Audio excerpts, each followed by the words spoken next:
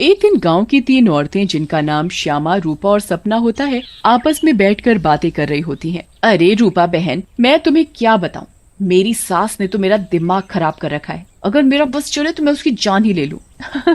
अरे क्या हुआ श्यामा बहन, इतना गुस्से में क्यों हो? शांति मौसी ने क्या कर दिया? हाँ तुम घर में अकेली हो ना, इसीलिए इतने मजे से रहती हो। हमसे पूछो जिनकी सास है, एक तो खाती हैं इतना, रोटी बना बना कर मेरे तो हाथ ही थक जाते हैं, ऊपर से हर काम में कमियां निकालती हैं। सही कह रही हो श्यामा बहन, मेरी कहानी भी कुछ कुछ तुम्हारी तरह ही है। मैं तो जरा सा अपने मर्द के साथ बैठ क्या जाऊं, पता नहीं कहां से बुढ़िया को खबर मिल जाती है, वहीं आकर सर पर खड़ी हो जाती है।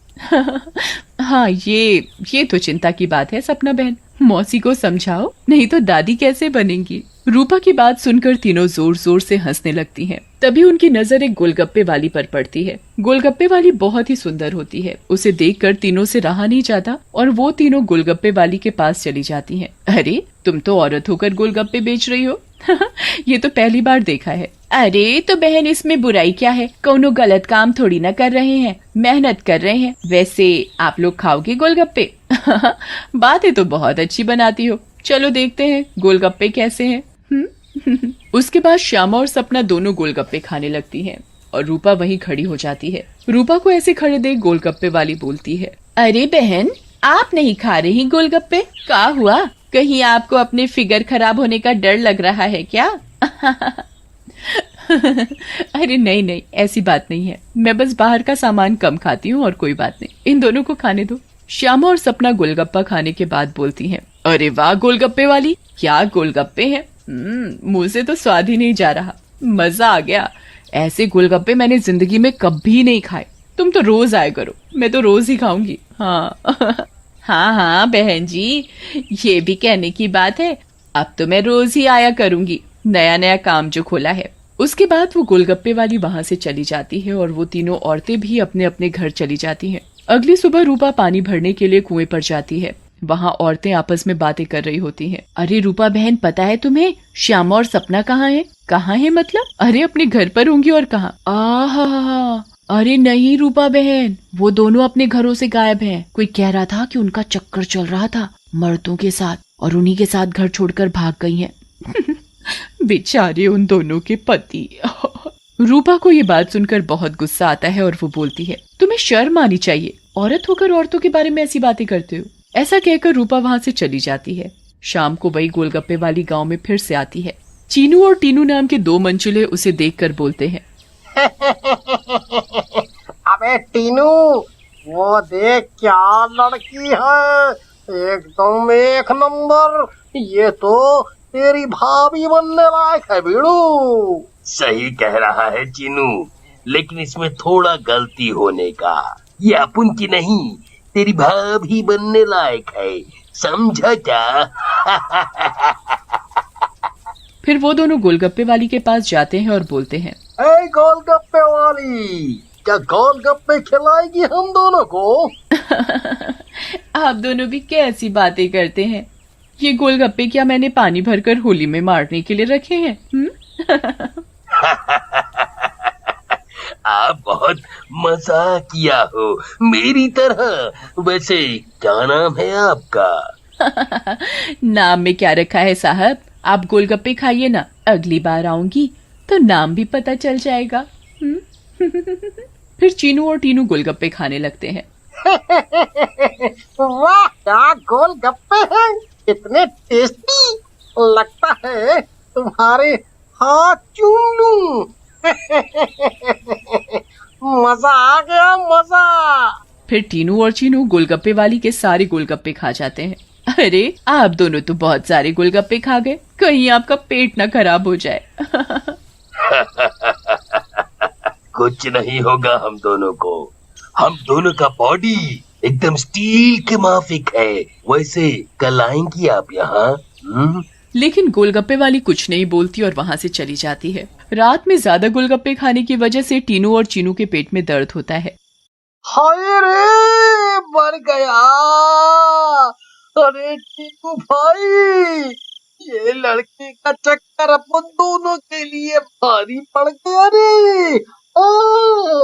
बहुत तेज दर्द हो रहा है पेट में। आ,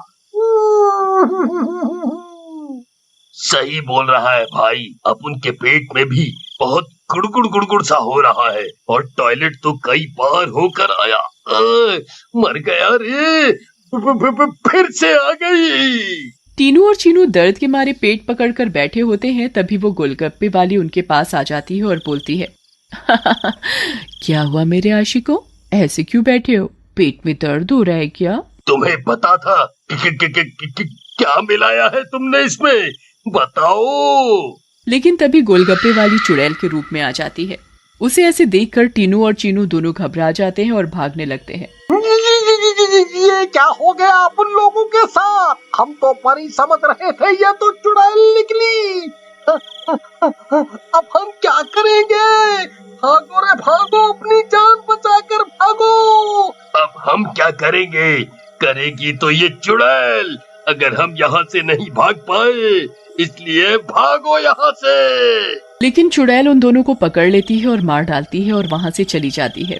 इसके बाद तो मानो ये रोज की बात हो जाती है। रोज वो चुड़ैल गोलगप्पे वाली बनकर आती और गोलगप्पे खिलाकर रात में लोगों को मार डालती। इन सब से गांव वाले बहुत परेशान हो जाते हैं और एक दिन पंचायत बिठाते हैं। पंचायत में रूपा भी जाती है। अरे भाइयों, गांव संकट में है, हम सबको मिलकर इस समस्या का समाधान निकालना पड़ेगा, नहीं तो एक एक करके पूरा गांव ही खाली हो जाएगा। तभी रूपा का पति दीनू बोलता है, लेकिन सरपंच जी, हमें तो कुछ पता नहीं है कि ये सब कौन कर रहा है, या लोग अपने आप घर छोड़कर जा रहे हैं। सही कह रहे हो दीनू बेटा, लेकिन हम ऐसे शांत तो नहीं बैठ सकते और अपने गांव वालों को जाने नहीं दे सकते, हमें कुछ तो करना ही होगा। हाँ। फिर पंचायत में कोई भी फैसला न निकलने पर सभी गांव वाले अपने अपने घर चले जाते हैं। उसी दिन दोपहर में चुड़ैल फिर से गोलगप्पे वाली का भेष बदल कर गाँव में आती है। रूपा उसके पास जाती है और बोलती है, अरे गोलगप्पे वाली, जरा गोलगप्पे खिला दे, सुबह से मन खराब हो रहा है, शायद चटपटा खाने से ठीक हो जाए। लेकिन तभी उसकी नजर गोलगप्पे वाली के पैरों पर पड़ती है। गोलगप्पे वाली के पैर उल्टे होते हैं। रूपा ये देखकर समझ जाती है कि हो ना हो ये इसी का किया धरा है। रूपा सब समझने के बावजूद गोलगप्पे खाने लगती है और खाकर वहाँ से चली जाती है और दीनू के घर में जाकर सारी बात बताती है, जिसे सुनकर दीनू बोलता है, तुम पागल हो गई हो क्या रूपा? अगर उस गोलगप्पे वाली पर तुम्हें शक था तो तुमने गोलगप्पे क्यों खाए और अपनी जान जोखिम में क्यों डाली? मैंने अपनी जान जोखिम में नहीं डाली, तुमने एक बात पर ध्यान नहीं दिया। गांव में जितनी भी लाशें मिली हैं वो सिर्फ आदमियों की हैं, एक भी औरत की नहीं है। इसका मतलब ये है कि ये चुड़ैल अभी सिर्फ आदमियों को मार रही है। लेकिन रूपा, फिर भी औरतें तो गायब हो रही हैं और वो चुड़ैल निकली तो तुम उसका मुकाबला कैसे करोगी? हम औरतों में बड़ी शक्ति होती है, हम अगर अपनी पर आ जाएं तो किसी को भी अपने बस में कर लें। ये तो एक चुड़ैल है, इसे मैं देख लूंगी। तुम चिंता मत करो। फिर रूपा और दीनू अपने कमरे में सो जाते हैं, लेकिन रूपा की चिंता में दीनू को नींद नहीं आती और वो आंख बंद करके लेटा रहता है।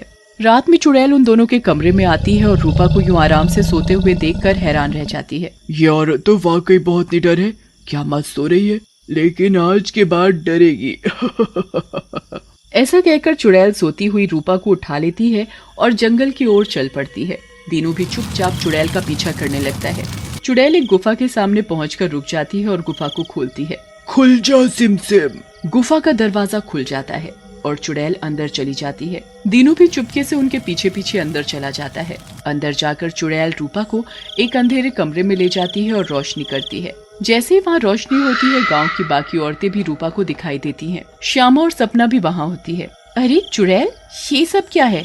गांव की औरतें, तुम ये क्या कर रही हो? लेकिन चुड़ैल कुछ नहीं बोलती।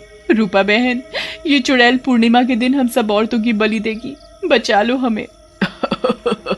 ये बचाएगी तुम्हें।